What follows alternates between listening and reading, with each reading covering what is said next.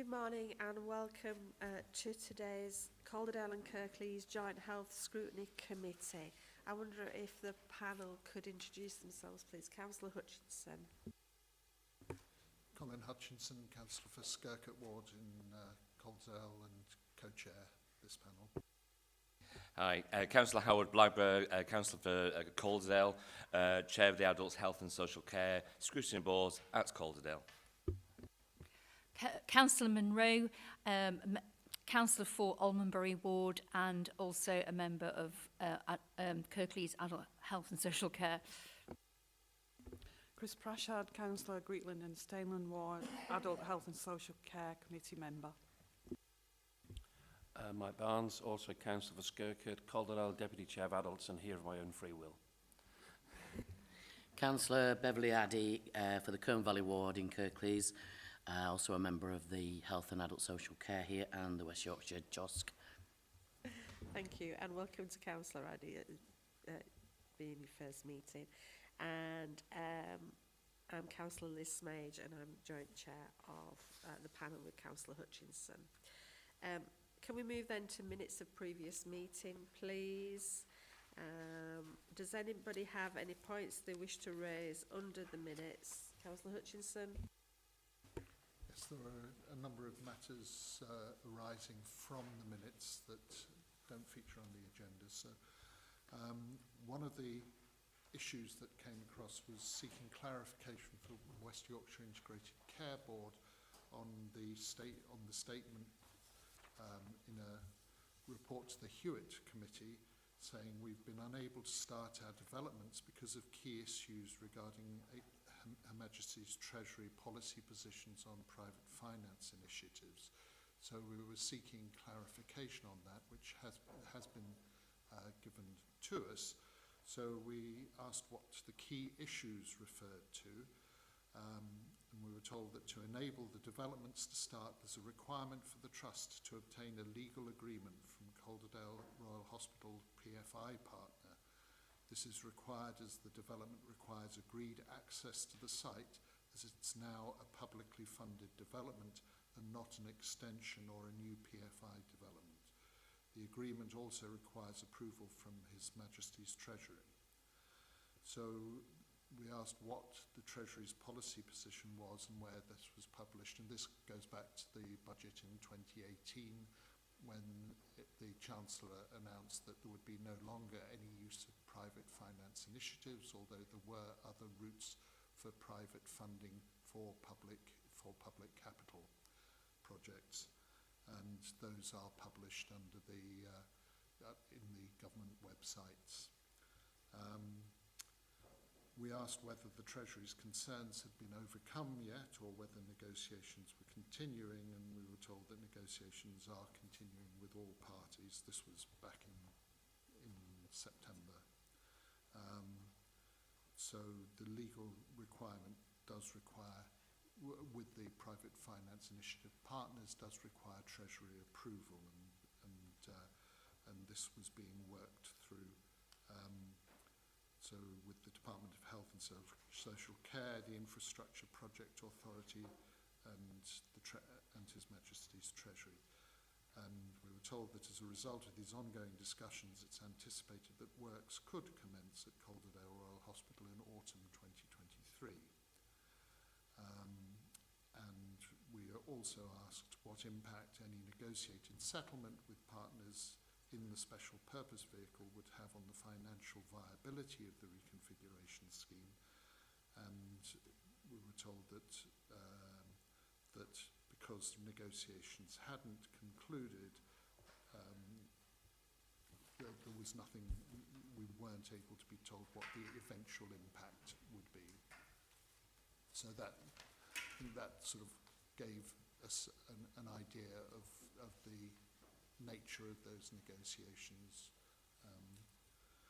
So that was one thing arising. We also questioned what the impact of the proposed staffing skill mix that formed part of the outline business case could have on patient safety, and that was raised with the Trust, and we've yet to have a response to that. We We also asked whether the changes to Huddersfield Royal Infirmary becoming a planned care site was likely to have some impact on Barnsley Hospital, the work going to Barnsley Hospital, and whether they had been involved in the planning for the knock-on effects from that. And we were told that they will be involved, but not that they were currently involved. But that, again, that was from August, so there may be an update on that. And we were also told that the Trust needed to decide whether a public consultation was required on the reconfiguration of services. So those were the 4 matters arising that I wanted to refer to. Councillor Barnes, you want to raise a point? Can I just, is it okay if I raise some points about this response now, or do you want to do this later? I think as we're just taking the minutes at the We'll minute, do it later. We'll Yep, do fine. it later. Just Is flag that- me when if you that's just flag me when it's okay. Yeah. Okay, thank you. Are there any other points under the minutes of the previous meeting? No. Do we accept them as a true record? Yes, thank you. Does any member have any declaration of interest they need to declare? No. Thank you. All items are in public and the meeting is being webcast. Deputations and petitions then. We have one deputation. Jenny, do you want to come forward to the microphone to give your deputation? If you can say who you are, please. And you've got 5 minutes. Thank you.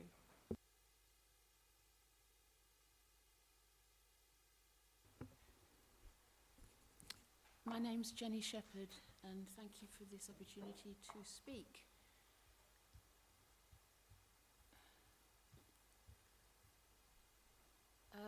So my deputation returns to the matter of CHFT's contract changes with its PFI partners that Councillor Hutchinson's just referred to in discussing the minutes and matters arising.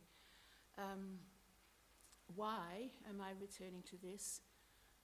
At the last scrutiny meeting, CHFT refused to answer questions about the potential impact of the required PFI contract change on trust finances and the affordability of its services. But the PFI mortgage on Calderdale Royal Hospital means loads of companies are each taking out inflation-proof interest payments.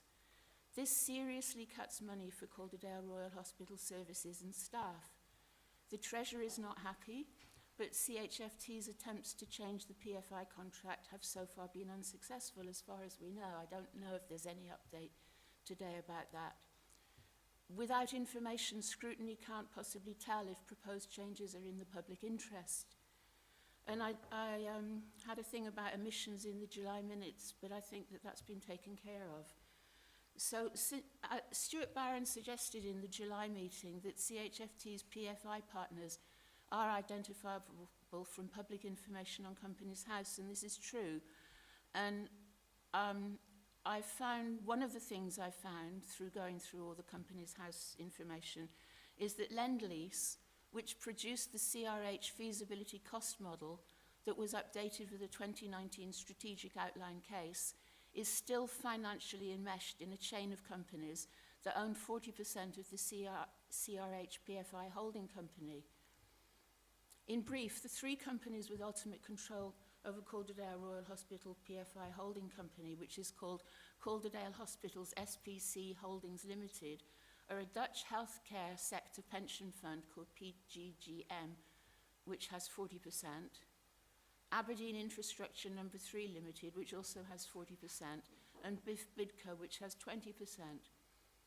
It's impossible to tell from Companies House if CHFT has to negotiate the PFI contract with the 3 companies with ultimate control, or the slew of other companies in the corporate chain, or with the CRH PFI holding company, or with its subsidiary, Calderdale Hospital Special Purpose Company Limited, which we think is the actual PFI contract holder. Whichever, the PFI contract negotiations must be hard. In October 2022, CHFT told Scrutiny they were waiting for Treasury approval. As far as I know, Treasury has still not yet approved the CRH capital spending, and together with NHS England and the Department of Health and Social Care, is still having to work with CHFT to get the PFI contract changes it requires. We've had an indication of what the problem is in the update from the Integrated Care Board, so I'm going to cut a whole chunk of my deputation, which was speculating on what that might be. So to get back to what I found about Lend-Lease, Lend-Lease was one of the companies in the original 1998 Calderdale Royal Hospital PFI consortium, and it's still part of the complex structure that connects the Dutch PGGM pension fund and Calderdale Hospitals SPC Holdings Limited. In May 2017, Lend-Lease Consulting provided the Trust with a feasibility cost model of the expected build costs for the future development of the CRH site, and this was updated for the 2019 Strategic Outline case, and the reference is in section 7.4. CHFT had assured Calderdale and Kirklees 999 call for the NHS in 2017 that Lend-Lease had divested its interest in the PFI special purpose vehicle, so there was no conflict of interest. But it turns out Lend-Lease is still enmeshed in companies that have significant controlling interests in the special purpose vehicle. The most recent relevant company accounts for 2021 show Lend-Lease was a creditor to the tune of 27.6 million of Consolidated Investment Holdings Limited. This is one of two parent companies of Calderdale Hospitals SPC Holdings Limited. Lend-Lease also had quote-unquote related party transactions with the company of 3.4 million expenses. The 2021 accounts for Consolidated Investment Holdings also state that it is 50% owned by Civis PFI PPP Infrastructure Fund LP, which is a sister company of Lend-Lease PFI PPP Infrastructure Finance Limited. Both sister companies are owned by the Dutch pension fund PGGM, one of the three ultimate corporate owners of Calderdale SPC Limited. So I'm wondering if CHFT did know of Lend-Lease's corporate... Jenny, you've had 5 minutes. Okay. Thank you. I've got one last question. Did CHFT know of Lend-Lease's conflict of interest when they paid Lend-Lease Consulting for the CRH site feasibility cost model? And does it cast doubt on the reliability of their model? Thank you, and I'm sorry I overran. Thank you. Thank you. Okay, so then we move to public questions. Are there any questions from members of the public? We haven't had any notified. Item 7, update on the opening of the new Accident and Emergency HRI. Anna, are you starting this? And or is it Mark? And do you want to introduce yourselves as you speak, please? Thank you. Yes, thank you. I'm Mark Davis. I'm a consultant in emergency medicine and one of the clinical leads for reconfiguration at CHFT. I believe there's a presentation that you've been forwarded.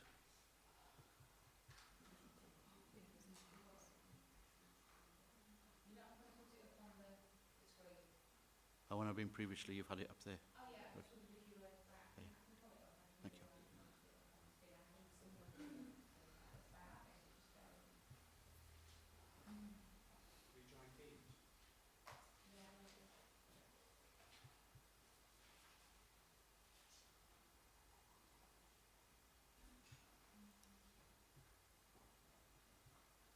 Just have a small pause while we tackle the technology.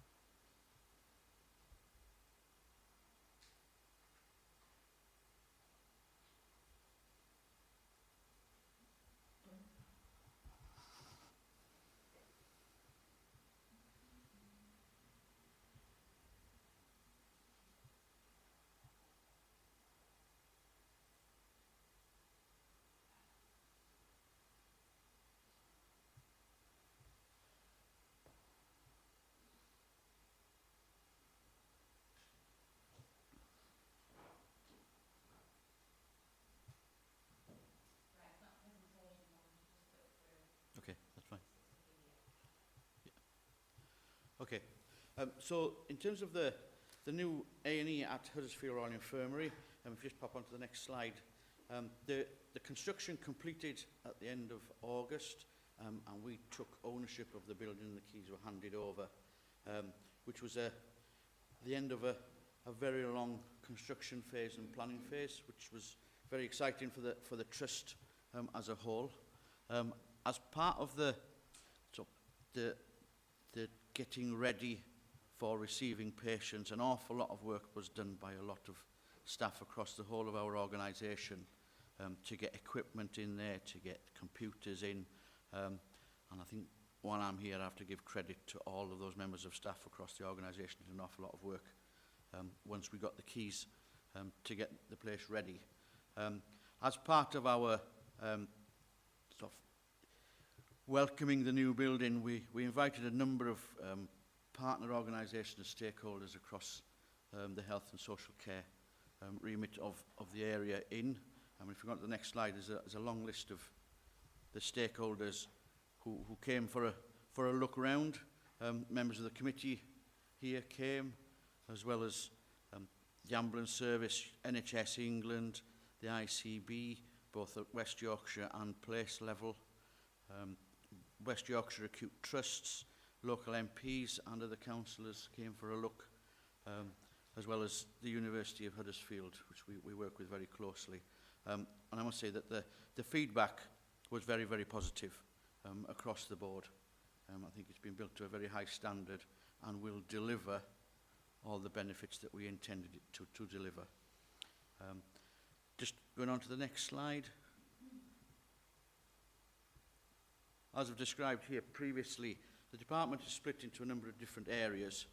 Sort of the reception area, the dedicated children's corridor, which has got its own decor and is secure and provides a safe environment for children to be cared for in the emergency department. The children's waiting area is specifically designed for children of all ages, from very young to teenage and adolescents. The joint assessment area enables patients who have walked in and have come by ambulance to have the same level of assessment, irrespective of how they arrive, and therefore got the maximum benefit of being streamed to the correct area, be seen by the right clinician in the right place. The majors treatment area and the minors treatment area are bright and airy. They conform to all requirements in terms of infection control and the standards you'd expect in a modern healthcare facility, and are a big step up from the current Action Emergency Department of Huddersfield Royal Infirmary. We went on over that first few weeks after we got ownership to have a colleague open day. Move on to the next slide, please. So about 400 members of staff of the organisation attended. It was open to all staff just to come and have a walk through. And again, the feedback from colleagues across the organisation, some of whom work in the emergency department, some don't. But the feedback again was very positive. A number of staff have actually expressed an interest of coming to work in the department. So we thought that having a new working environment would improve recruitment and retention, and we've actually seen that from staff within our own organisation keen to come and work there, which is very positive. If we just move on again, please. We also held a public open day. So again, more than 350 members of the community came to have a look at the department and were given a tour of the department. We had dedicated sessions for those with sensory needs, as well as a group of children from the on-site nursery came for a look. So we had the very young to the very old, and across all sections of society came for a look. And again, if we move on to the next slide, you can see there the number of different groups of people who came for a look round. And again, a number of members of staff of the organisation guided them round the department. So again, gratitude to everybody involved. And feedback, again, was very positive. Just like we were aiming for, light and airy, better than the previous A&E, storage and everything in the right place. The sort of feedback that we wanted to hear. So people, I get the idea that we've created a great facility for the people of Huddersfield. And there's just a couple more pictures of people who come for a look round again. And then finally, in summary, I think the construction is complete. It's done exactly what we set out to do in terms of the design, the layout of the department, and we're planning to open to the public in the next few weeks. Thank you. Okay, thank you. Can we just check before we open to questions? You say in the next few weeks, so when are you hoping to open to the public, and is everything fully operational at this moment in time? So, as you can imagine, a big facility like this, there's a number of complex checks that need to be done in terms of air conditioning, heating, lighting, medical gases, water, all sorts of things need to be checked. And we're going through a process with our construction partner to make sure all of those checks are complete and any remedial works that needs to be done are being done so that we can open the department when it is safe to open for patients. We aim during this month to make a definite decision on our opening date.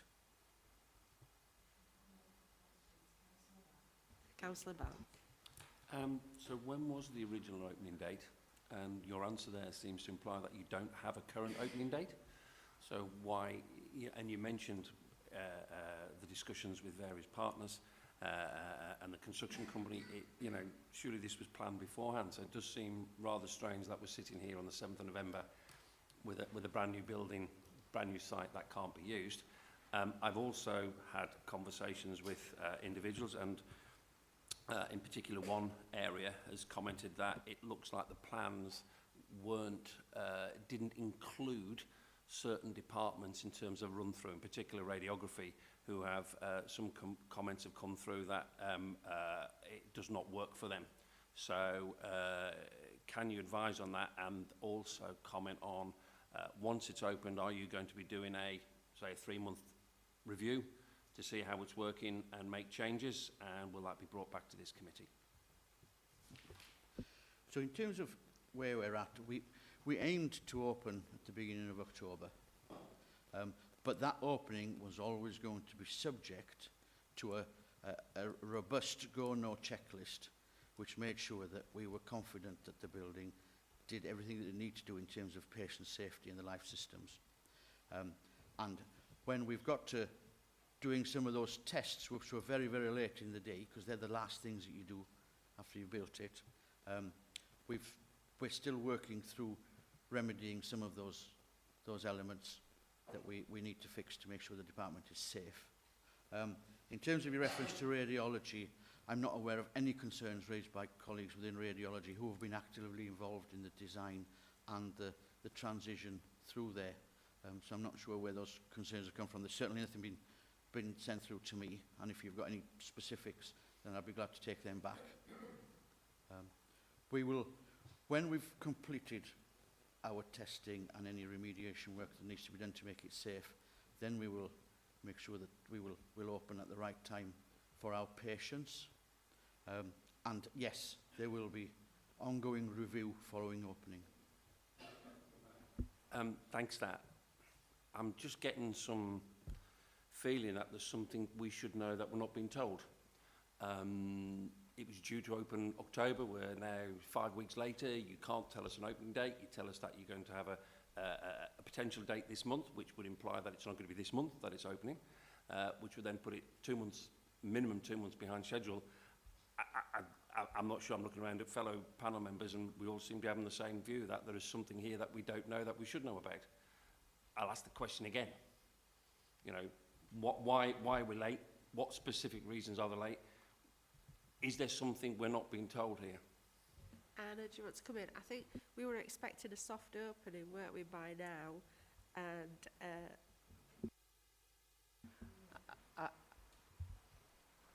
And is my on? Yeah, I am on. In response to that, I would reiterate what Dr. Davis has said. Our top priority is that the quality and safety of the building is absolutely as we require it to be before we open for public services. So we've got a fabulous building. It's got a lot of complex infrastructure within it to do with gases, to do with water, to do with ventilation. And some of the areas that we also need to undertake all those checks on are some of the less complex, around the right doors, the right fittings, the right furnishings, because once we open, you can't shut part of an accident and emergency department. So we've invested significant capital public monies into the building. We want it to be, and it must be, 100% compliant with our stringent safety and quality requirements. We've been working through that. We had planned to open at the beginning of October, that is correct. We're now, broadly speaking, at the beginning of November, so yes, that is behind schedule. But we're placing priority that we undertake and obtain the necessary assurances that are before we open. So, as we've advised and previously communicated, we will be providing a further update later this month on the progress of those works and any further update regarding our plan for opening. As Dr. Davis has referenced, we will make a choice about opening as we're running into a time when we often see high volume and demand coming into accident and emergency departments. We will balance that opening date alongside the pressures of demand on the department and the best time for opening. So I think the assurances the committee can take is that we take very seriously the quality and safety of the facility before we open. And when we are placing priority on having all of those assurances, even if that takes us a little bit longer, and I think that should give assurance. In the meantime, our existing accident and emergency department is continuing to provide a full range of services.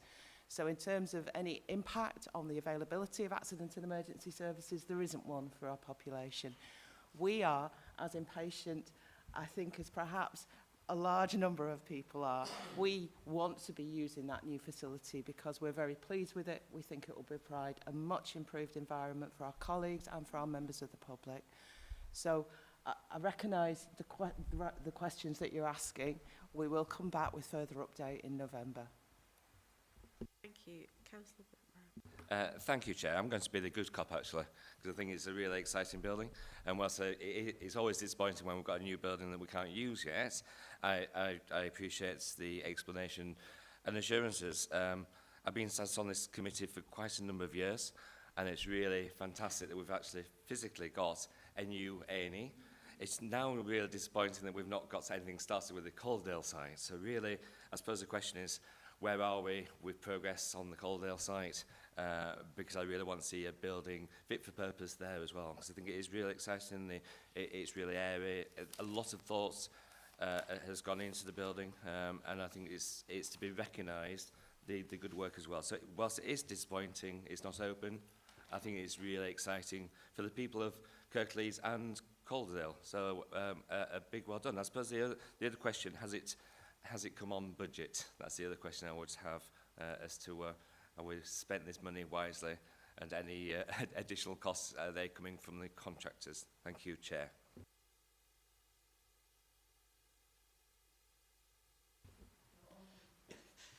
Yes, it's coming on budget. Any additional costs will be from the contractors, yes. Can I just clarify then, what you're saying is that you want to make sure that everything meets standards. So do we take it from that at the moment those checks are happening, or do we take it from that the checks have happened and some alterations need to be carried out? Which is it? The checks and resolving any issues, they're an ongoing process until we get to yes, it's complete and finished, and we've got the assurance that we need. So we can appreciate that it is a good environment and that you need to make rigorous checks. I think what we're saying is it is disappointing that those checks have not been made and proved to be satisfactory in the first instance. I think that is what we're saying. But Councillor Addy, you want to come in? Yeah, it looks great. I'm really excited for its opening. But check periods are built into original timescales.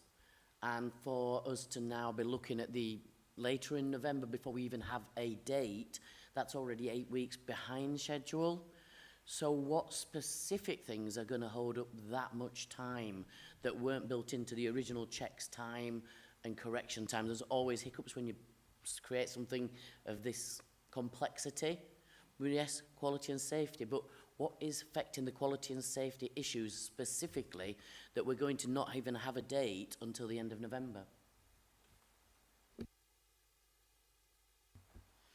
think we're checking a number of different ongoing checks and ongoing remedial works to a number of different aspects of the building, some of which we weren't expecting, but we still need to get over them before we can be assured that the building is safe for patients. And what specifics are we looking at? Because to hold it up for 8 weeks, possibly more into the new year, if we're not getting a date till the end of November, that means there's something bigger than the doors and something that, you know, can be fixed easily. We're 8 weeks behind schedule when we get a date at the end of November. Does that take us into the new year before our opening? Is that 3 months, 4 months down the line? Is there something we need to know? Is there something major that's going to be done? Is going to affect the budget? And, you know, that's a major thing, months behind. Checks and balances and all the finishing off is built into a timescale originally. So what specific areas are being looked at and revised? I absolutely understand the points that you're making and the frustration that we're not yet ready to open, because we would like to be open as well. And just to restate, there are a range of issues that we are working through, undertaking remedial works, rechecking. We are committed that we will provide an update. It will be before the end of November, and at that point we will be clear about what remains, hopefully, and also about advising on the best time for opening. So I know there's an ask for a lot more detail in the meeting today, and I think what we'll say is we will be providing that update in mid-November when we've completed the current range of checks and stages that we're at. So we're talking within the next 10 days. So we're talking about a rash of small things that have hiccuped the end of the situation that's stopping your opening, or is there an area of concern? Because there's nothing specific in that answer or any of the answers about what you're doing. So that would suggest a proliferation of lots of little things, and if that's the case, that can amount to a long time, or it could just be done in 10 days. But if there's something major we want to know now, so we're looking ahead to what we're facing for the opening, please. I would reiterate we'll provide a full update in the middle of this month around the works at the site and around our projected opening date. Okay. Councillor Bowles. Chair, I think we're not going to get the answers we want today. Can we ask, therefore, that that update includes answers to the questions that my colleague gave? Yes.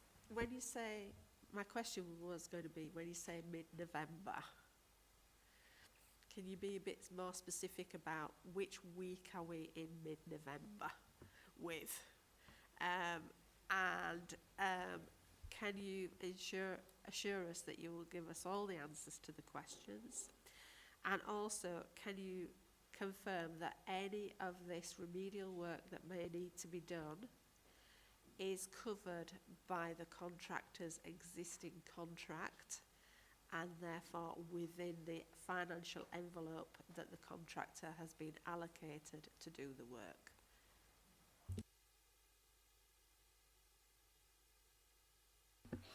So I think it's been confirmed by Mark earlier on that the works required to bring the building to be ready for us to use will be covered by the contractor, and that will be the case, and that will be any works that's required to make it operational.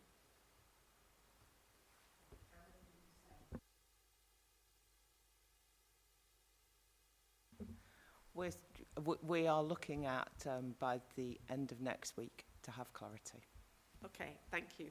So we will look forward to an email by the end of next week from yourselves, which we will circulate to all of the committee. Okay? Right. Are there any other questions on this item? No? Shall we move? Oh yes, I did have one. We were going to ask about including plans to undertake a self-evaluation.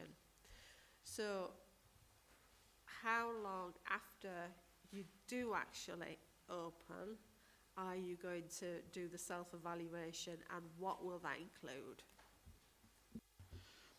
So part of the P22 contract that the building was built under includes a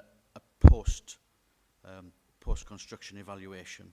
So there's a formal contractual process that we go through to evaluate the building. Internally, as an organisation, we will review probably initially on a weekly, then a monthly, then a 3-monthly, then a 6-monthly. But certainly over the first 2 years there will be a number of reviews, and we're conscious that, coming back to Councillor Blackborough's point about construction at Calderdale, anything that we learn from moving into this building, we'd like to feed into the design phase over at Calderdale as well. So there will be a robust process in place for reviewing it, and I'll be more than happy to bring the outcome of that back here in due course. Thank you. And can we just ask, when you, before you actually open to the public in your new A&E, and we need to reiterate that the current department is still open and fully operational. We need to make that clear. It is the new department that we're talking about. So are you going to actually have staff in to actually work the machinery, etc., to understand that everything is where everybody needs it to be and that it is working as they would like it to work? So yes, since we took ownership of the building back in August, there's been an ongoing process of familiarisation, and what we've actually had is we've had further opportunity to do that with wider members of the trust. And so yeah, there's ongoing work to use the equipment and make sure familiarisation with the new equipment is happening. Thank you. We will move then to item 8, which is the update of reconfiguration of services. And this is a verbal update. Anna, is it yourself that's going to give that? Thank you. It is, thank you. I am going to give a general update around our programme of reconfiguration for the committee, and thank you for that opportunity.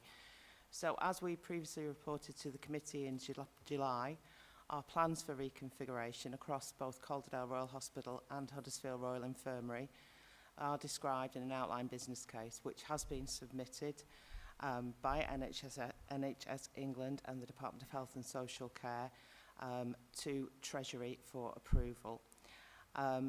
The first stage of the reconfiguration that is described in the outline business case, as we've just heard, is nearing completion, with the new Huddersfield Accident and Emergency Department fully constructed. And as Mark has advised, we've hosted several events and we're now working through final inspection and reviews to be able to confirm that opening date. In relation to the second stage of works at Calderdale Royal Hospital, the plan there is, I think as the committee is well aware, but I'll just restate, the plan there is a significant developments which include establishing 10 new wards, a new accident and emergency department, a new paediatric emergency department, and to enable the full use of that site and for that major construction, it includes a relocation of our Learning and Development Centre and a new Learning and Development Centre to be built, and also the construction of a multi-storey car park. In terms of undertaking the works at Calderdale, they need to happen in a sequence, an enabling sequence, which is the Learning and Development Centre and the multi-storey car park are the first areas of development, because they essentially free the site on the Godfrey Road side of the site for the build of the new wards and the new accident and emergency department. We have, as has been advised into this committee, we've been working really closely with national colleagues, and we are continuing to progress the plans regarding the commencement of those early enabling works at Calderdale Royal Hospital. So that includes the Learning and Development Centre, and it includes the multi-storey car park. Some of those initial areas of work are not visible coming out of the ground pieces of work, but I can assure you that we are continuing to make full progress in that regard. Our overall planned schedule of works at Calderdale Royal Hospital we previously advised because of that sequencing, and based on market analysis that we've had in the past about how long different phases of construction will take, we are looking for the overall full range of developments at Calderdale Royal Hospital to be concluded by 2029. So, close there. Can I just, 2029? Mm-hmm. Right, okay. I'm just checking I heard right, okay. And that allows within it, if we can proceed and progress that to an earlier date, we will, but we've allowed within that.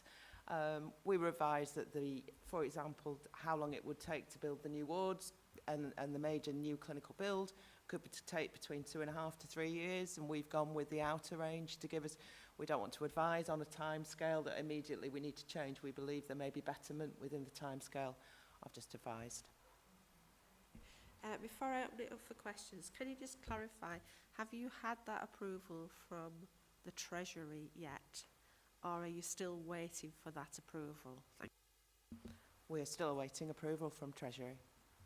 And do you have any timescales for that, a decision to be made? I don't have a timescale, a definitive timescale for that. I will open it up to questions. I'm sure there are going to be some questions. So, Councillor Blackburn. Thank you, and thank you very much for the update in relation to the timescales. I suppose a few questions is the changeover and managing the change for people. One of the other questions is, I know the planning is in place. Is that still in place? And do we have to, because there's a 3-year period in Calderdale, I can't quite remember when that went to the committee. So I think those are the key ones. Clearly we want the buildings to start as soon as possible. If you wish, in my other role, working for the MP, to push the Craig to push the Treasury, then I'm more than happy to give him a bit of a nudge and see what's happening there. So we'll certainly take that up, see if we can push from our end as well. Thank you, Chair. Thank you for that, and for that comment of support, Councillor Blagborough. In terms of planning permission, yes, we are still within timelines. I believe that planning permission extends over a 3-year period from the point of the committee decision, so we still have circa a further year within that, and our plans at this stage would see us well within that timeline. Councillor Barnes. Thank you, Chair. 2029. Yeah, I think we all took a second breath when that date was announced. Very simple first question, when does that assume Treasury will give you approval?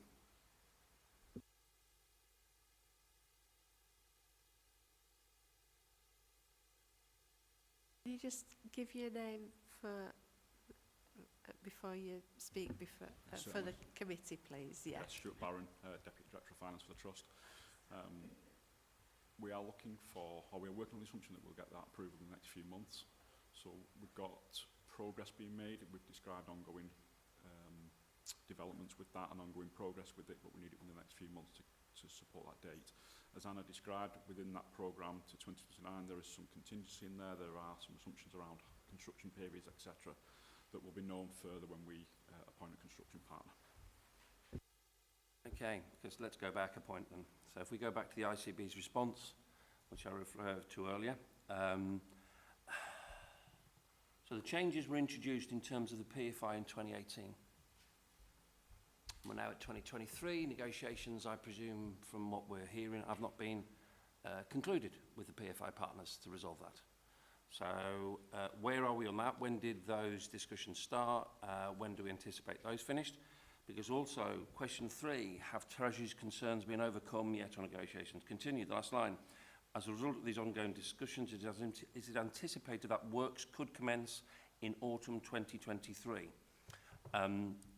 My understanding is the car park won't start until next year. This is an email sent to me by Sheila O'Neill, who's the Director of Regeneration at Calderdale, following a meeting with yourself. And she's agreed, I think, to come back in January with potentially into this committee, so if you have a meeting. So I presume there is slippage on that autumn 2023. So where are we in that grand scheme of things? So some of the dates that you've described there, so the 2018 was the commencement of some of the dialogue we've had. We've previously, within that, referenced that we need support from Treasury and alignment of policy on the PFI.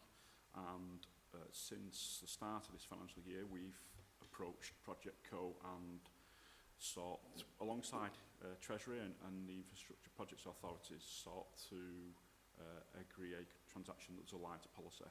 And we've got agreement in principle with that, and what we're doing at the moment is working through some of the detailed legal agreement of that, and that takes time. It's complex, and as we've heard before, there's a number of parties involved in that. I'm not sure that answered my question, to be honest with you. I'm not sure that answered my questions. So, is there slippage then from autumn 2023 was one question. And what you're saying is that you've actually come to agreement with the PFI partners then? Was the implication from that, or am I misreading that? So there's slippage from the autumn 23 date that you referenced because we don't have that agreement in place at the moment. And what I've outlined is that we have agreement in principle on the way forward to do that. And we have to work through the complex details of that legally. Can you define an agreement in principle to define a way forward? Is that a legal document? Is that a legal contract that you're running through the terms and conditions, or is it just a series of emails which are just said this is our route map? It's not a legal document in terms of I's and T's dotted and crossed, but it's more than a conversation, an agreement, an exchange of emails. So you'll appreciate how complex our PFI contract is and the number of partners that are involved in that, along with stakeholders such as HMT, IPA, the Trust, etc. So we have agreement for us to move forward on the basis that we'll provide the access to the land that we know we need to do the developments, and we are working through the detail of that contract.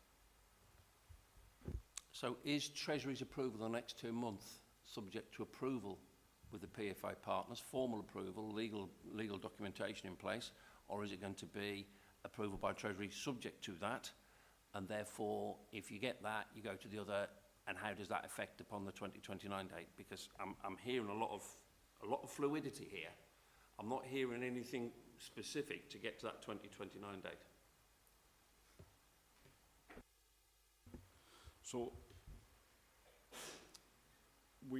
I can't speak on behalf of Treasury in terms of what they will and won't approve, first of all, and we are pushing for them to support our business case whilst we work through that detailed legal contract that I referenced. But I don't know whether they will do that, and we can't sit here today and say so. If they are unable to do that, to give that support without that detailed legal contract in place, then that will take a few months to work through, as I described. One final question before I let anybody else come into it. Have we actually asked Treasury that question? We have, yes. We've asked around timelines and timescales, and we have not got a definitive date for that decision. No, sorry. Have we asked them the question that would they be happy to approve it, subject to what Stuart just said, subject to not having that PFI nailed on?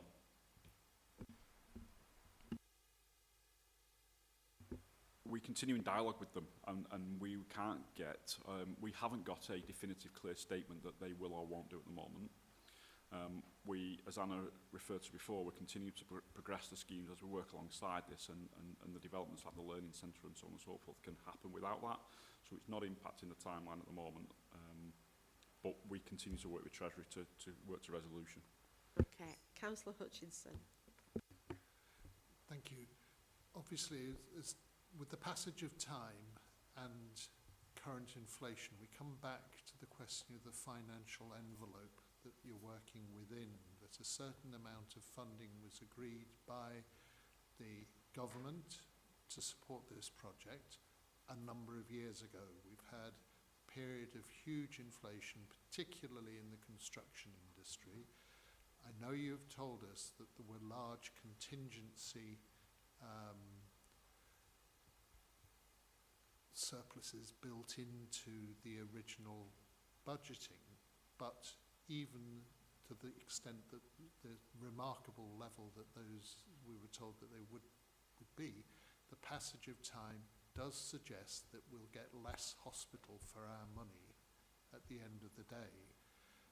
What impact is this delay and impact of inflation having on the actual design and capabilities of the Calderdale Royal site.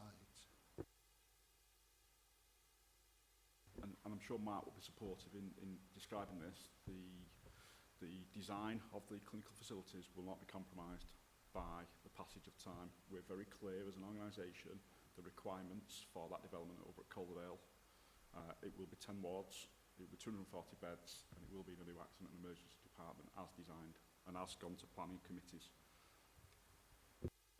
So if I may, Chair, so if the money isn't there to actually build it, then we won't be building it. Is that what I'm getting? That, you know, we've got to, you're saying we have, you know, we've said what our needs are, and if we can't get those needs, then the project won't go forward. Am I correct in that? Unless funding is provided centrally to actually make good the shortfall.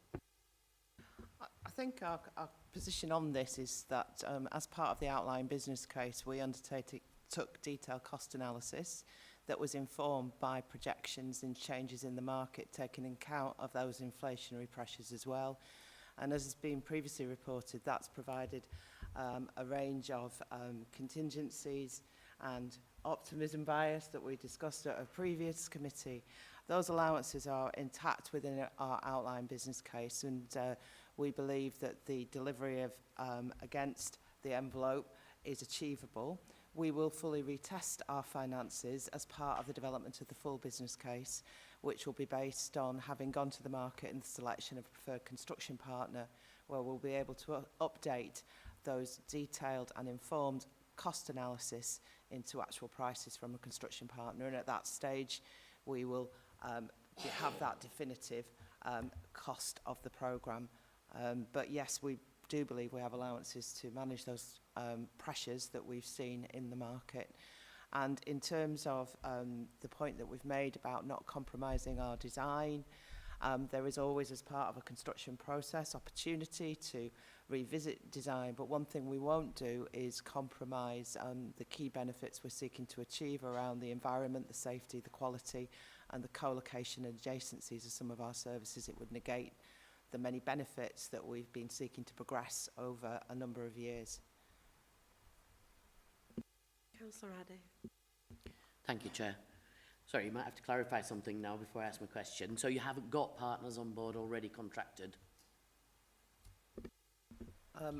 To develop to the stage we're at Calderdale Royal Hospital, we've been working really closely with quite a range of external suppliers and experts around the design, the technical, the estate feasibility, that has enabled us to develop detailed planning applications that have secured full planning permission for the multi-storey car park, outline planning permission for the new clinical build, and full planning permission for the Learning and Development Centre.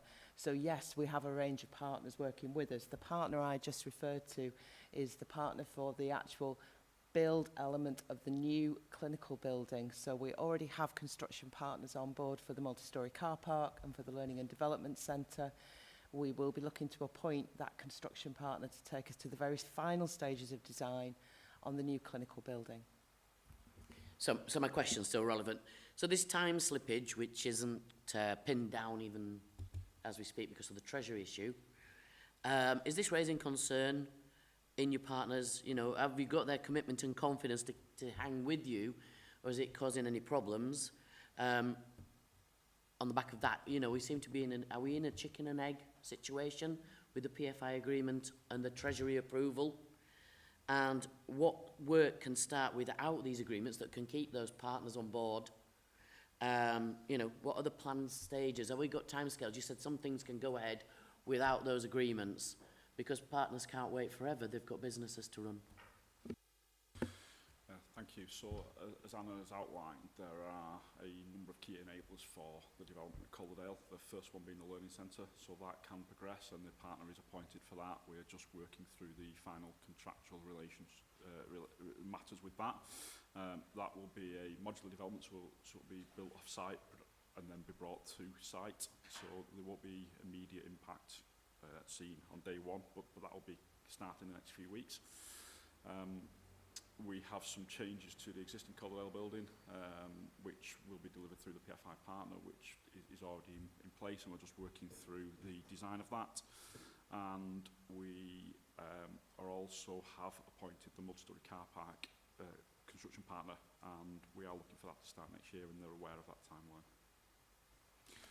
The final point is the design and build partner that Anna alluded to. That isn't appointed as of yet, so we're not trying to keep anyone with us, but we will share that timeline with them as we work through that appointment. So we've got the next few weeks for the learning centre, the new year for the car park, new year being new year, not mid-year, yeah, and the design is on the table and getting done now. So those things are progressing as we speak. And just a point of clarity, because I think Councillor Barnes raised it as well regarding the commencement date for the new multi-storey car park. The 2024 date and the date that I know a colleague at Calderdale Council will have updated you on is to do with when you'll start to see steel frames on site coming out of the ground, the visible build. There's a lot of enabling works around enabling the site to be handed over for that construction that will take place ahead of that timeline. So I think that the conversation about when will there be the big impact of the build is sort of in 2024 as advised, but we're looking in the summertime, as you said, Councillor Barnes, but earlier there's quite a raft of enabling works we need to undertake. Yeah, I just wanted to clarify, my conversation around with Sheila O'Neill is to do with support in terms of car parking and the impact it has on the local area, because obviously the loss of that on site is significant and will have potential significant detriment to local residents. So we are working with that in order to, and I'm conscious that the Trust and Council are working with regard to having park and ride for staff at potentially 2 council car parks. So I just wanted to clarify that for the committee. Thank you. Chair. Thank you. Can I just ask a couple of questions for clarity, please? So the OBC for the reconfiguration of Calderdale and services moving from, is it the OBC for the build at Calderdale, or is it the build and services relocating that the OBC is for? Can we also confirm, please, that the build of the multi-storey car park that you're talking about started in 2024 and the work on the Learning Development Centre, are those within the monies that have been previously allocated to the ICB for the whole of the work, or are they separate to the monies that we were working with the financial envelope of? And what is it that Treasury is actually looking at that is taking the time it is taking? And for the multi-storey car park, do we take it that you don't need agreement of the PFI partners to do that work, or do we take it that agreement has been reached? Thank you. I'll do my damnedest to try and remember all those questions. Apologies for that, so just bear with me. The outline business case is not solely about the development of a building, it's about the reconfiguration of our services and about providing new clinical services. So it is the transfer of services to the unplanned, planned care model that we've described previously. The building is the enabler for it. So I think that was the first point. The second point was around the funding for the multi-storey car park and the learning centre. So the learning centre was an allowance within the announced money for that business case. The multi-storey car park is outside of that and always has been. The development for the multi-storey car park is within the PFI, needs agreement with the PFI partner to commence. Some of the works that Anna's alluded to before as being the enabling works will be delivered by the PFI partner. So for example, there is CCTV on that car park where we plan to build, and we need to turn off the CCTV before we start a construction site, in simplistic terms. So that is what we're working through as some of the key enablers for that, so that that site is ready to be handed over for the construction partner next year. And I think there's another one, but I forgot it. I think the one that we're looking for was, if I'm correct, was a question about what is taking Treasury so long. And I think response to that is, our understanding is it is not to do with the content of the outline business case and the case for change and the reconfiguration of our services. It is to do with that we need a parallel agreement around access to the land. So in order to be able to approve the business case, they need to know that we have a surety that we can access the land for those developments. So I just want to correct, it's not, we've definitely had feedback, it's not about the case for change and about the reconfiguration that is taking the time, it's the access to the land. Councillor Hutchinson. The access to the land obviously is one aspect of it, but the clinical build, the services currently are provided on the whole site through the PFI special purpose vehicle and their partners.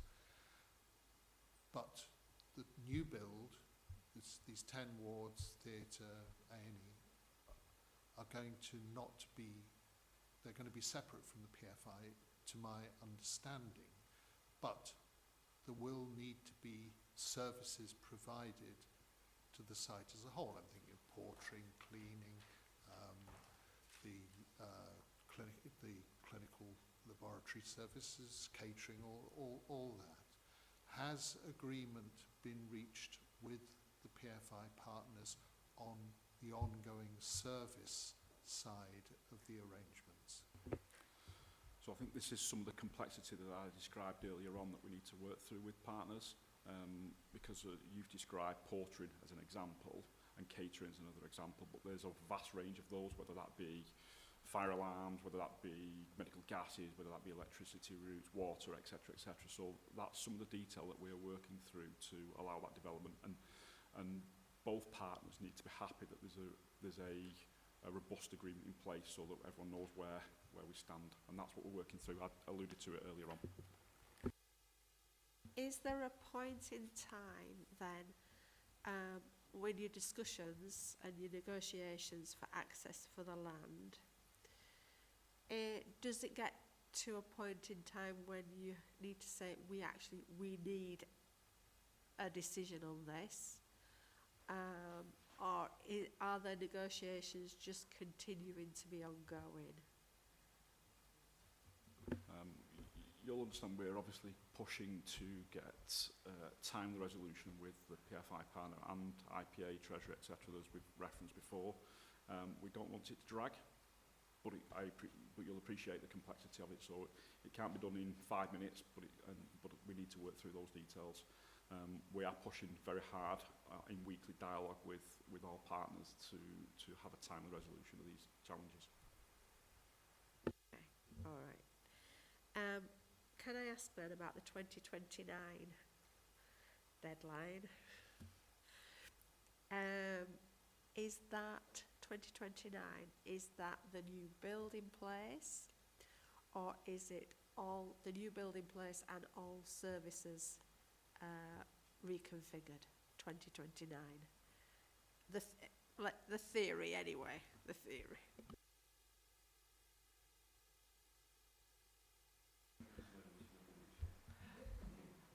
The plan is for the entirety to be concluded during 2029, with the bill completed at the beginning of 2029. There will be transition of services during that period. And I know 2029 sounds a time out, which it is, but this sequencing, we're looking at the commencement of the multi-storey car park we've just talked about in 2024. It takes about a year to build. It's 2025. We've got a full business case to then develop and seek approval on through Treasury with our construction partner. So we were looking at commencement of the new clinical building 2026 and a 3-year construction period. Now, as I said, we've built allowances into that where, if we can, we hope we will be able to shorten that timeline. I think coming back to the planning permission question then, if you've started the multi-storey car park coming up in the new year, does that mean that you're planning, that was part of your whole planning permission? Was it separate? It was separate. So for the rest of the build, will you actually need to then go back to planning in Calderdale? Yeah, so the multi-storey car park has full planning permission that runs from memory to April 25 is the date that I've got in mind for that. The new clinical development has outlined planning permission anyway, so as with council process, we would have to go back to the council with these are the detailed designs anyway, and that's what we want to start with the construction partner and work that up as we alluded to before. I think that is clear, isn't it, for us? Yeah, okay. Right. Councillor Barnes, yeah. Sorry, I'm just going to go back on a point. So, what I gather is actually, it's not really delays Treasury. The delays Treasury saying you need the ducks in a row before we actually approve it. And that duck in the row is primarily the PFI. Anna, you said it was going to be like, you indicated 2 months of Treasury, which would indicate quite a tight timescale, bearing in mind what we've heard since on that basis. I think what I would, and then we've also discussed the budget envelope. And I know you at a previous meeting, you turned around and said full figures will be at the full business case. I think I would like to recommend, Chair, if we could, at maybe the next meeting, to have another look at the budget and the figures and just understand that, and by that stage we should have a much more accurate idea of timeline. So would that be possible at the next budget, at the next Scrutiny Committee meeting? Would the CHFT be able to talk to us about that? So we won't have appointed a construction partner to have informed that costings by the time the committee meets again, and that's what we've described previously. We've costed our business case and with our costing advisors and reported that back to this committee along with the allowances and the inflation factors described, and the next time we'll test that will be with the appointment of that construction partner, but that won't be by the time the next committee meets. Right, so maybe we can have discussions as to how we can do that without breaking commercial confidentiality then, because I think it's important that we do have that picture, and if you've not appointed your construction partner at that point in time, we obviously need to take account of that commercial confidentiality as well. Okay. Are there any other points? No? Okay, thank you. Right then, so we will move on to Huddersfield Road Infirmary Forward Plan, Len. Thank you, Chair. So, included in the papers is a brief overview of the HRI estate development. So the committee had asked to see what we were planning on doing to the estate going forward. What I thought would be helpful is if we just show some of the developments that we've done so far as well. So within the pack, it's split into 2 bits. The first couple of slides, starting on page 29 in the papers, show some of the developments that we've done already so far. So the new A&E department, as we've heard about before, we've invested in our intensive care unit. We've done some maintenance of our roof. We've demolished the learning centre and re-provided that. We've done some bits of the drive, and we're currently in the process of doing a new mammography area for breast screening. We've also previously done the development of Ward 18, so a single suite room back in 2020. We've upgraded our change facilities to support our colleagues being ready for work and made them better. We've invested in our retail facilities for patients, for visitors and staff, colleagues. And then we've done a lot of backlog maintenance stuff, so a lot of stuff that doesn't get seen, where we're investing in our building management system, our ventilation, emergency lighting, generators, fire compartmentation, and just the final one on that slide is 660 tree sapling planted. So again, trying to improve the environment.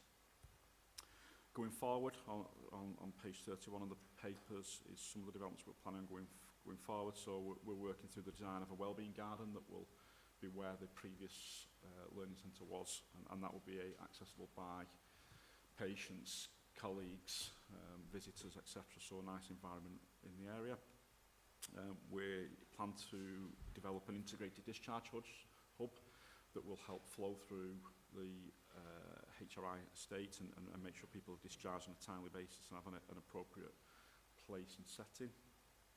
We're upgrading our CT scanner, our fluoroscopy suite, along with doing some more estate investments. So again, building management systems, ventilation, etc. So a lot of the maintenance and upgrade of our buildings. The longer term development plans, there's a slide on page 32 of the pack that talks about some of the ward developments that we need to do, and some of these will be post reconfiguration when we've got the capacity to empty wards and take windows out, which obviously is not possible whilst you've got a full hospital. Upgrade of the day case surgery theatre, we're updating Theatre 6, so we've done a number of our theatres, and that one remains outstanding. External cladding and window replacement touched on. Fire upgrades is a continual investment area for the trust, and then refurbishment of some of the areas, installation of EV points we're on with at the moment, and that will be in place in the next couple of months. And then as we start to go forward, moving towards decarbonisation and the net zero targets by 2040, so again a longer term aspiration. Have to take comments on that.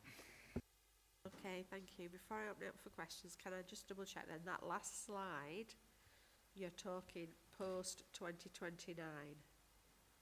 So some of them will be post 2029, so where I've talked about ward refurbishments, that will be post reconfiguration.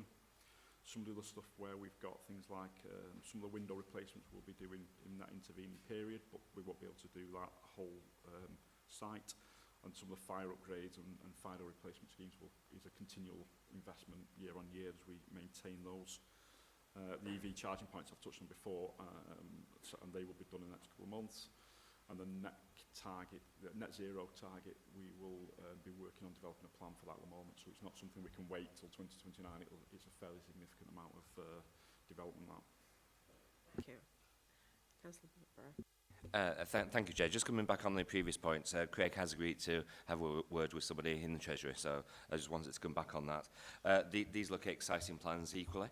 I think the challenge is the age of the building, and I think actually, I guess the question is, will it come within budget? Because it's, when you try to renovate an old building, you tend to come across various other issues like asbestos and etc., etc. So it's just that cost elements as to whether it will come in with the cost budget. Thank you, Chair.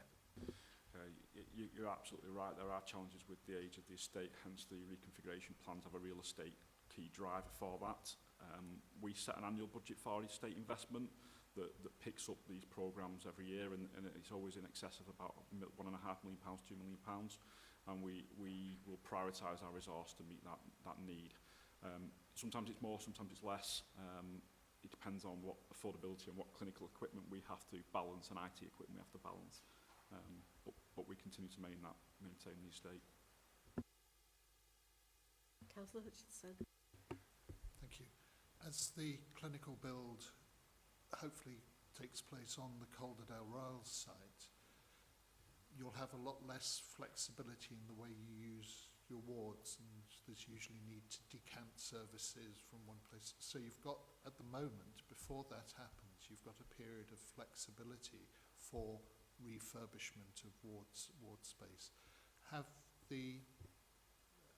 the development plan undergone any changes as the time scale for the Calderdale Royal site has changed? So we continually assess the risk of our estate across all our estate, and that's informed by a survey that we do every year. Well, that our estate team do as part of their evaluation, and that becomes our prioritisation. So it will evolve, and it has evolved. So things like some of the windows that I've referenced before, ideally we do a wider range replacement across the whole estate, but some of those won't wait till that period, so we'll bring them forward. So yes, it does adapt. The flexibility that you're describing across our current configuration, I think we'd probably describe, and Mark, please feel free to chip in, Is it the opposite? When we reconfigure, we'll have greater capacity from a ward perspective and bed base, because we'll have vacant wards at Huddersfield, which allow us to move services around on the HRI estate, and allow us to free up areas so we can say, right, we can take that window out without impacting patient care. So some of the stuff will have to be post reconfiguration. Councillor Raddy. Hi, it all sounds very exciting. This might have been asked before, I'm new to the panel, so please forgive me. But you've got two big things overlapping there, and will this have any impact on the clinical capacity? You operate two sites and people go to either site for various things. Is there a danger because you've got developments on both sides that there's going to be a bigger impact on the clinical capacity that you can't push onto one site or other while certain things are being done? I know you'll have a management plan for that, but just a little reassurance, please. Yeah, I think that we've got the A&E build at Huddersfield complete. When we start work at Calderdale, and when we've reconfigured our services, so we've moved patients into the new facilities at Calderdale, that will release significant ward capacity at Huddersfield, which allows us then to go and do the refurbishments of those wards, but only those wards that we plan to maintain use of.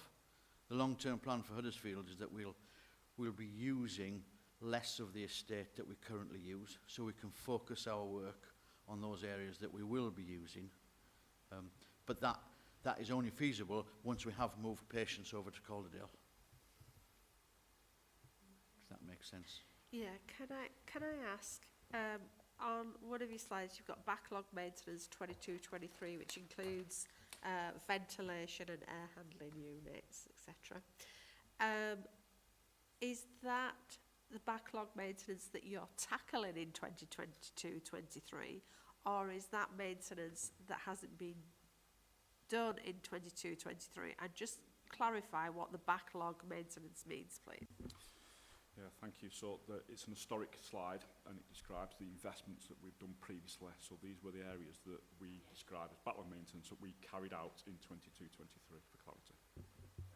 That's fine. It's just with it saying ventilation and air handling, I think, going back to earlier conversations. Councillor Raddy. Thank you, Chair. So on the back of that, and there's previous conversation about the delays at Calderdale potentially, and minimally now, but you know, we don't want to expand.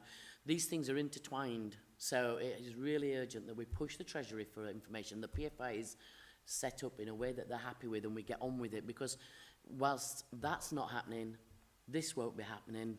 When you move patients over in Calderdale, then there's capacity and so on. We don't want a knock-on effect onto both sites. So, you know, we really need to be pushing for that to get the approval through. I wholeheartedly agree, and that's the dialogue we're having at national level, which is we want to progress as quickly as possible to bring about, as we said, the many range of benefits, both in our estate, our environment, the quality, the safety of care. So any delay is frustrating, and any assistance that will help expedite decision making is welcomed.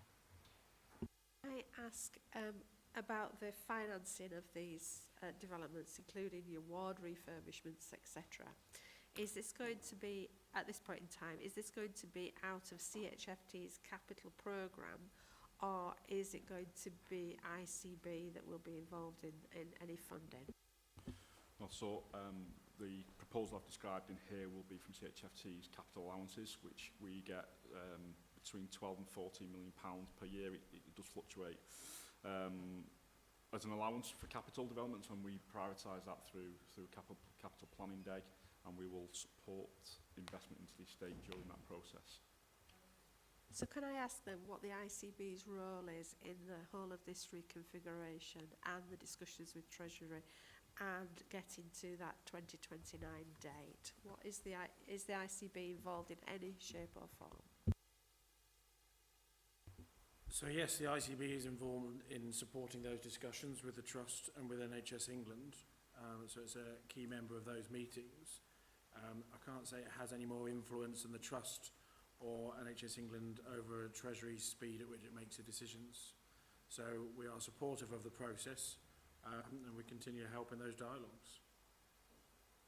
Anna?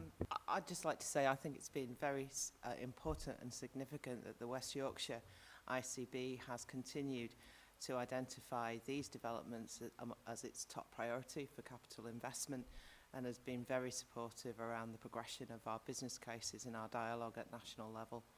And I think that is really important, because nationally they would look to your regional ICS structures around what are the most important developments, and consistently we've had very positive affirmation from the West Yorkshire ICB that we remain their top priority for capital investment.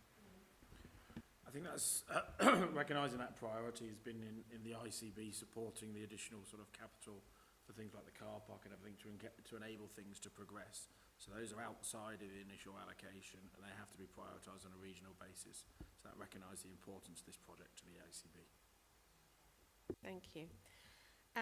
Right, are there any more questions on item 9 then?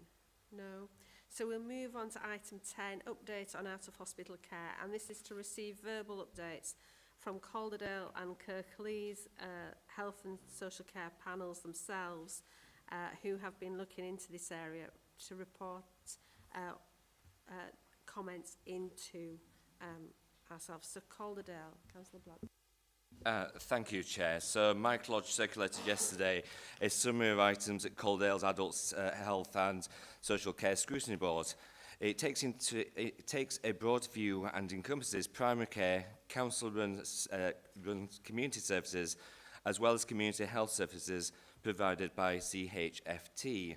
There's actually more than I thought, and Councillor Barnes and myself met with Kath Gormley, our Director of Adults and Wellbeing, last week to discuss further items that we will consider between January and April next year.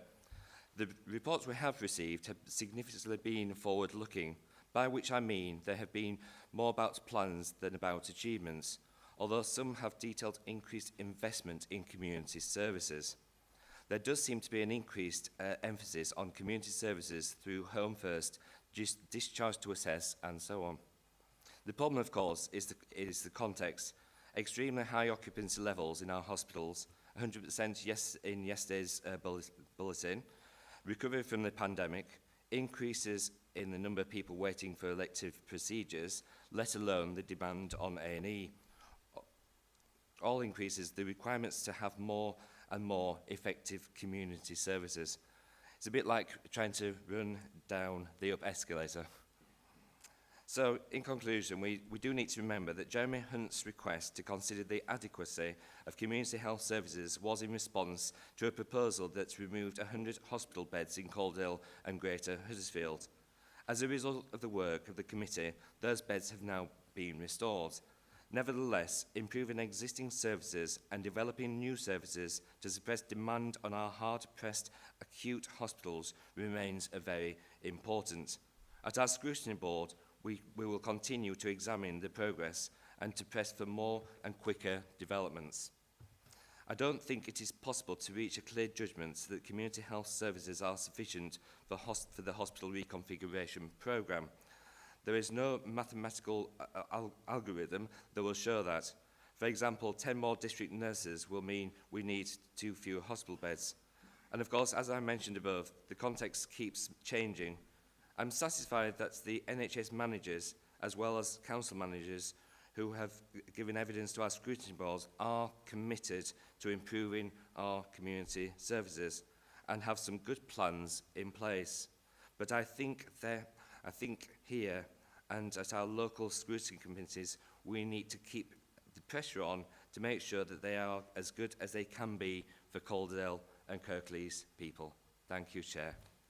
Thank you for that update. So, just for clarity, you're looking up to April. You're looking at more things up to April. So, do you feel you could come back after that with another update? I absolutely. There's quite a number of detailed things on the work programme, and we're working through those at the appropriate time and working with partners, of course. So yes, thank you, Chair. We will certainly come back. Thank you. Councillor Addy, I realise this is your first meeting. Thank you. So if you could give a flavour of what Kirklees have been looking at, and whether you feel that you would think that Kirklees would want to come back with a further update in April as well. Thank you.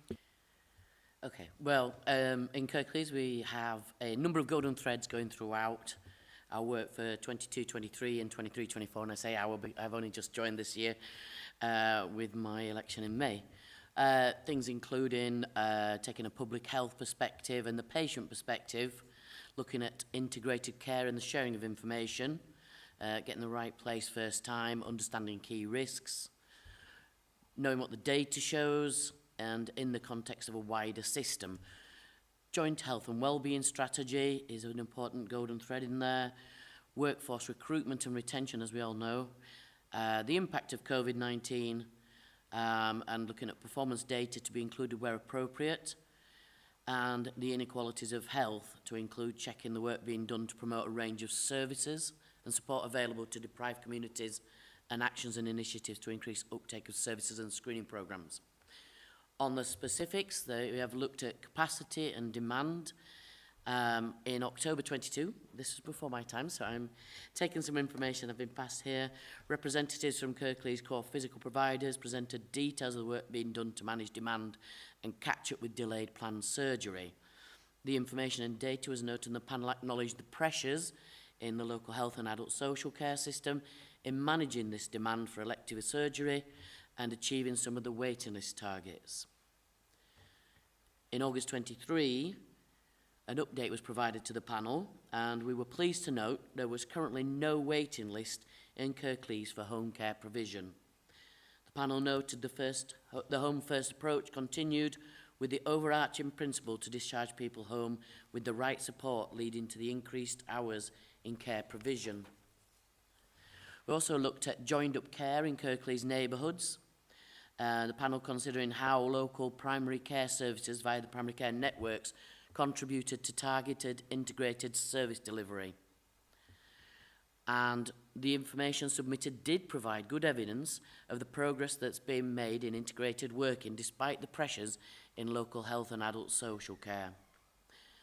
In September, we returned to this issue and considered the progress of integration of services and workforce, along with the work that's been done locally to action national delivery plans for recovering access to primary care.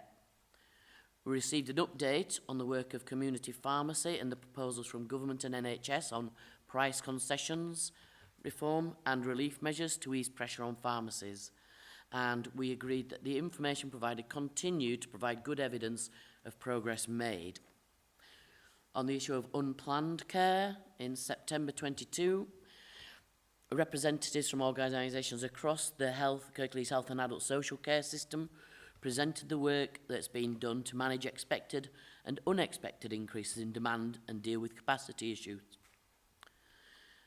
The information was noted, and the panel was assured with the approach being taken by the individual organisations as well as the whole system to help mitigate and deal with the capacity and demand pressures. On the issue of maternity services,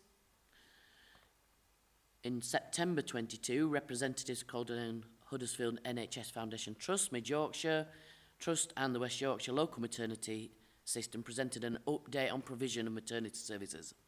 As a result of the discussion, the panel expressed its concerns that women who lived in Kirklees were currently unable to access a birth centre located in their local district, and the potential for there to be an extensive period before resumption of services could take place.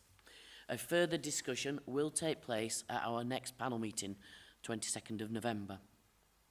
And on palliative and end-of-life care, representatives from the Kirklees Palliative Care Partnership presented an outline of the work that's been done to provide an integrated package of palliative care and end-of-life care in Kirklees. The panel noted the good practice of the work of the partnership and agreed that palliative care and end-of-life care should remain a key priority within the Kirklees Health and Wellbeing Strategy. That's great. Thank you, Councillor Addy.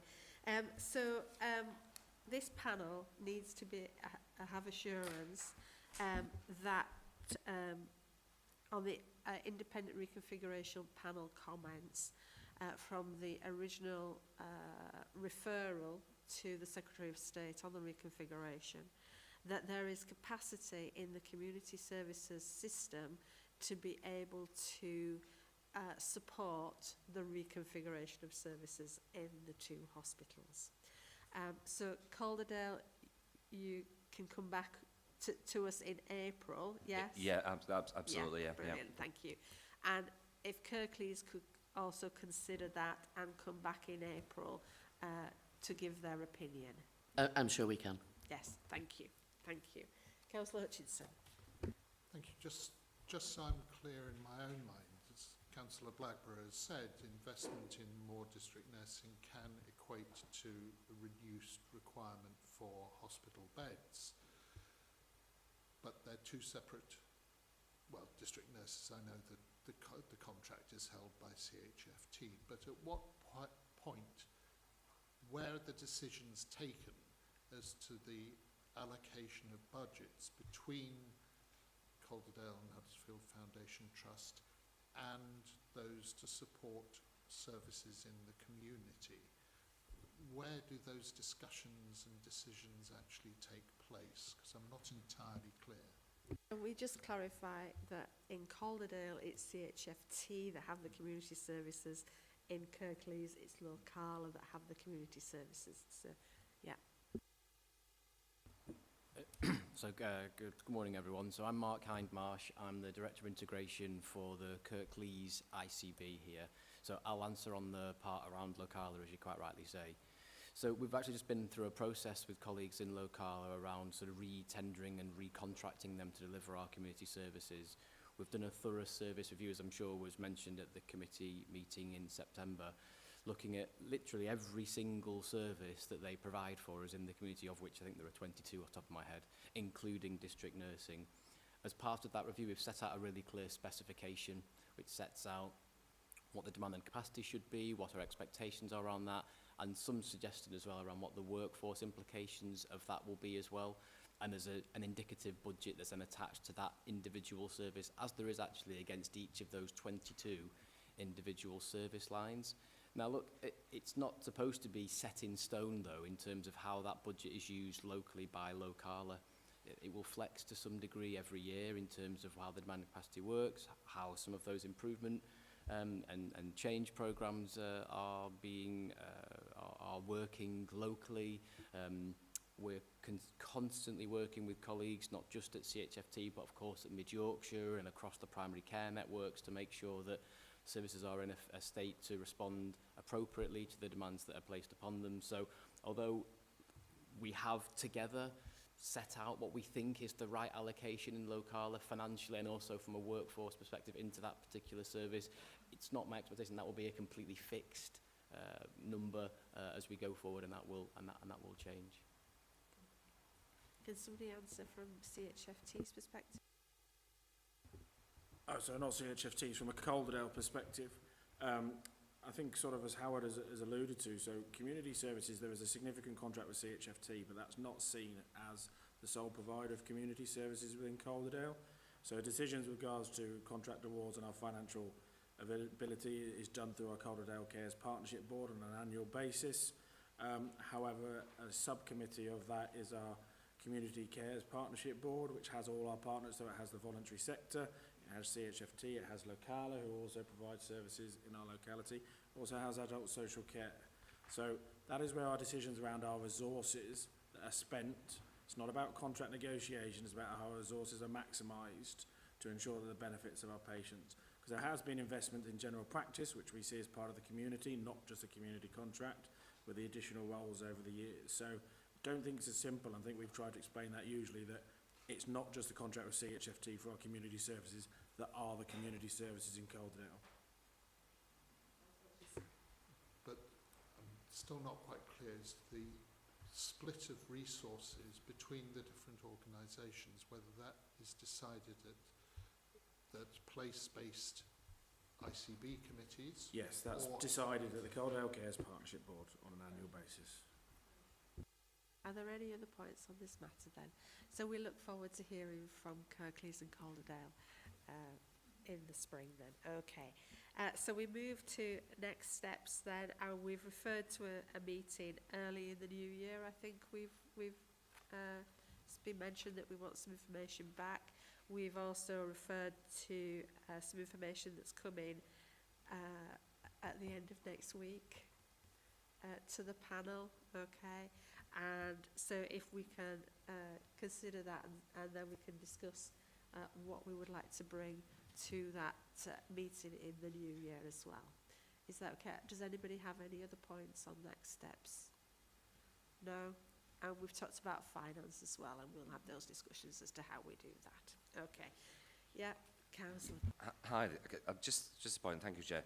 And it's in relation to if there are any issues that you foresee before those meetings, we'd very much welcome that discussion if there are any problems, issues or challenges that you're facing. So I think that's just something to consider, Chair. If you could please let us know as soon as possible if there are. Okay. Right, so can I thank everybody for participating in the meeting today, and we will close the meeting there. Thank you.